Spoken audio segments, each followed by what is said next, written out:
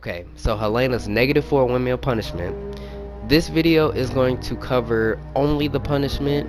I did go over the variations of Helena's windmill in previous videos, so this one is solely going to go over Helena's -4 windmill punishment. Okay, so originally Helena's windmills that were -4 could be punished with down jabs. It was the best way to stop her.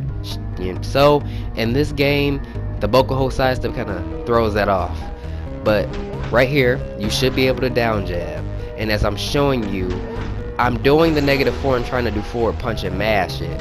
So if you know that people are gonna do that, then you can down jab. You should be able to down jab anyway if they try to duck or anything else. Except Bokuho sidestep. That's the only bad thing about that. Is if you down jab and someone Bokuho sidesteps, now you're gonna get stunned. So you do have to be careful. So with that being said, here are a couple of things you want to look for to handle that. A move that avoids highs and grabs, okay? Secondly, a move that stops ducking and tracks so that they can't sidestep or duck. And thirdly, you want to make sure that you have a move faster than 16 frames. Now, not everybody can fit this criteria. This is just the ideal things that you want to look for. But there are other ways as long as you can read the Helena player, like low throw to bait out the sidestep or catch the duck, which we're going to go over in a bit here. Okay, so this is a perfect example. Ayane has a 15 frame low that tracks, and it will avoid everything I listed previously. So this is perfect if you are an Ayane user. Take note of this. To start, Hitomi has also a 15 frame, which is just the 1P input. That's tracking. It's a tracking low, and it's the same thing. It meets all the criteria. And then also right here, I just showed you the low throw bait into the sidestep. So you can't low throw punish this, but it's good to catch the duck. And it's also good because it saves you. If they sidestep, you can punish it. You won't get stunned. So bam, I've recovered. -9 punish is coming right here. And bam, forward throw. So just stick to forward throws if you're not familiar with frames. Speed it up for you here a little bit. Here we go. And normal speed. That's how it looks. Nothing too crazy.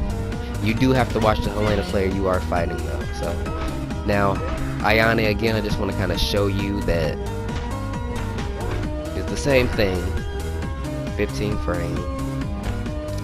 The reason I say faster than 16 is because Helena has a 12 frame forward punch, and she has to recover from the -4, so it would just altogether be like 16 because she has to add the recovery to the actual move. Tina, 15, same thing, covers all of that, and that forward punch is not hitting me, nor is the high. So what happens if my character lacks in any of those steps that I mentioned, which a lot do? Doesn't mean you can't do anything, but Rig, he has a move that is pretty much 20 frames at low. It's not that fast. But what happens if a lot of rigs try to do down H+K? Helena can jab you right in the face. She can jab you right in the face. And she can also jump over with H+K in the stands. But that's more of an advanced Helena thing.